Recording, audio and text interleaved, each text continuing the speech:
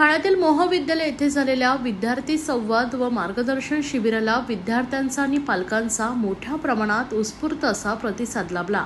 Online प्रवेश प्रक्रियेतील अडचणी, आवश्यक कागदपत्रांची स्पष्टता आणि अर्ज प्रक्रियेतील तांत्रिक बाबी याविषयी सविस्तर आणि सोप्या भाषेत मार्गदर्शन करण्यात आले। या उपक्रमामुळे विद्यार्थ्यांच्या मनातील संभ्रम दूर झाला असून अनेकांनी त्याचा थेट लाभ घेतलाय।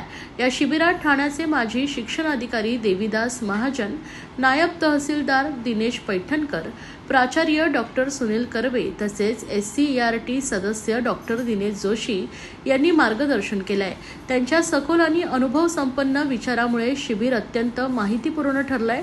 या शिबिराचं आयोजन कोकण पदवीधर मतदारसंघाचे आमदार ॲडव्होकेट निरंजन डावखरे व कोकण पदवीधर प्रकोष्ठाचे संयोजक सचिन मोरे यांनी केले होते। यावेळी बोलताना ॲडव्होकेट डावखरे यांनी शासनाच्या ऑनलाईन प्रवेश प्रक्रियेच्या उद्देशावर प्रकाश टाकला। त्यांनी पालकांना सांगितले की गैरकारभार टाळण्यासाठी ही प्रक्रिया डिजिटल स्वरूपात आणली गेली असून महाविद्यालयीन कर्मचारी वर्गाला यासाठी योग्य प्रशिक्षण देण्याची आवश्यकता आहे।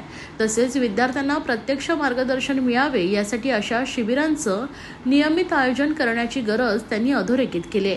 आजच्या शिबिरातून अनेक विद्यार्थ्यांना आणि पालकांना थेट प्रवेश प्रक्रियेबाबत मार्गदर्शन मिळाले असून भविष्यातील शैक्षणिक नुकसान टाळण्याच्या दृष्टीने हे एक सकारात्मक आणि प्रभावी पाऊल ठरेल असंही डावखरे यांनी म्हटलंय।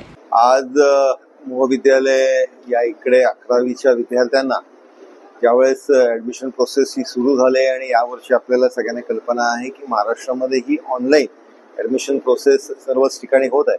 त्याच्यामुळे विद्यार्थ्यांना अनेक अडचणी आणि अनेक प्रश्न हे त्यांच्या समोर येत आहेत आणि त्याच्यामुळे त्यांना योग्य मार्गदर्शन भेटावं याची एक संकल्पना माझे सहकारी आणि आमचे पदवीधर प्रकोष्ठाचे कोकणाचे प्रमुख सन्माननीय सचिन मोरे यांनी हा विषय समोर आणला आणि त्या दृष्टिकोनाने या मार्गदर्शन शिबिराचं आयोजन केलंय।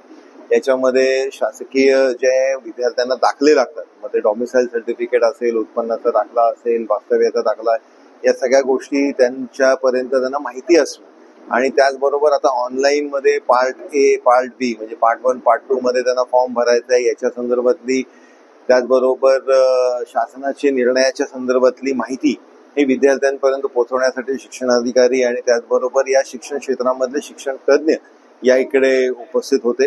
याच्यामध्ये विद्यार्थ्यांना चांगल्या पद्धतीचा फायदा होईल असा विश्वास मला आहे। या ऑनलाईन पद्धतीमध्ये शासनाचा जो ऍडमिशनच्या संदर्भातला उद्देश आहे की टोटल ट्रान्सपरन्सी सिस्टीम मध्ये आणण्याचा आणि त्याच्यामध्ये काही टेक्निकल ग्लिचेस असतील, काही हर्डल्स असतील ज्याच्यामुळे विद्यार्थ्यांना आणि पालकांना समजत नसेल तर त्या शंका कुशंका दूर करण्याचं काम या शिबिराच्या माध्यमाने आम्ही केलं।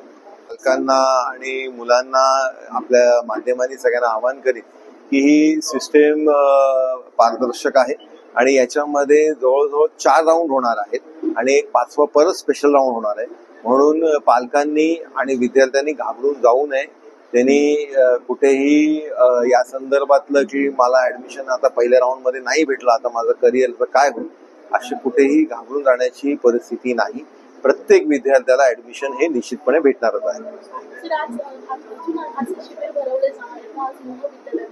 असे अनेक शिबिरं सातत्याने आम्ही आयोजित करणार आहोत।